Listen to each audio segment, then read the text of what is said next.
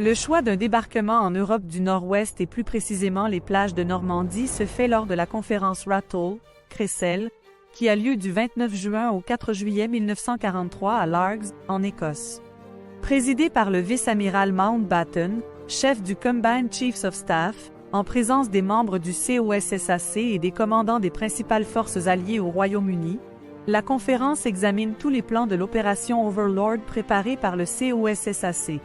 Ce dernier justifie le choix de la Normandie par une traversée de la Manche courte qui facilite la couverture aérienne et la rotation des navires de ravitaillement, des plages d'accès faciles abritées des vents d'ouest par la péninsule du Cotentin qui avantage l'opération amphibie, la présence d'un port en eau profonde, Cherbourg, et un littoral moins bien défendu par le mur de l'Atlantique que celui du Pas-de-Calais, un temps pressenti.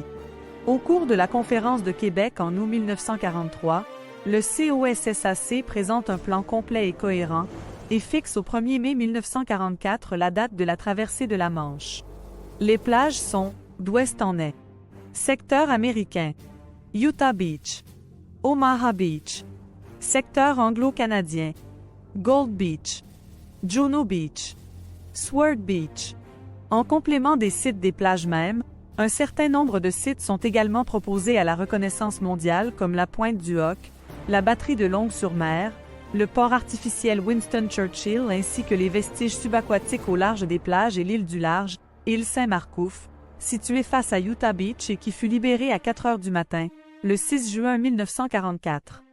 Le choix des noms de code des plages est décidé lors de réunions au SHAEF. Pour les Américains, le général Omar Bradley, chef d'état-major au SHAEF, opte pour les noms d'un État et d'une ville du Nebraska d'où sont originaires 2 sous-officiers.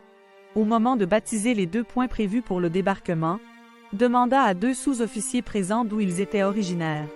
L'un répondit « d'Omaha, mon général » et l'autre « de l'Utah, mon général ».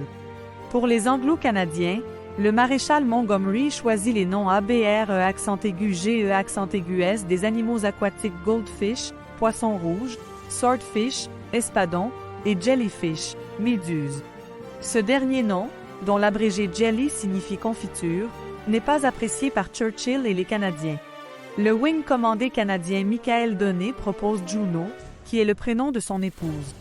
Après vérification par les services du chiffre, ce nom de code est accepté par le SHAEF. En 2014, ces plages figurent sur la liste indicative française pour une inscription au patrimoine mondial. Officiellement déposé par la France en janvier 2018, le dossier de candidature a fait l'objet d'un début d'expertise par ICOMOS International.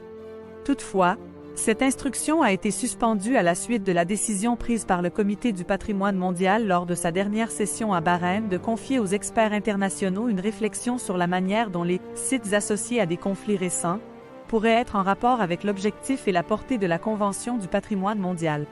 6. L'examen des conclusions des experts devrait intervenir lors de la 44e session du comité, 2020. Les plages du débarquement sont associées à des centaines de lieux de mémoire répertoriés, plages, musées, cimetières, sites naturels, vestiges, qui attirent chaque année 5 millions de visiteurs dont la moitié vient de l'étranger, ce qui en fait le premier site touristique calvadosien le plus visité, le tourisme mémoriel étant pilier de l'économie locale. La promotion par les opérateurs institutionnels du tourisme participe aux stratégies de coopération ou de concurrence avec les autres sites touristiques tels que le Mémorial de Caen et le Musée de la tapisserie de Bayeux. En 2020, le président de la région Normandie Hervé Morin annonce le projet de création d'un parc sur la bataille de Normandie. Ce projet, nommé initialement « Hommage aux héros », consiste en une expérience immersive composée d'une tribune posée sur des rails faisant passer 1000 spectateurs à travers différentes reconstitutions historiques.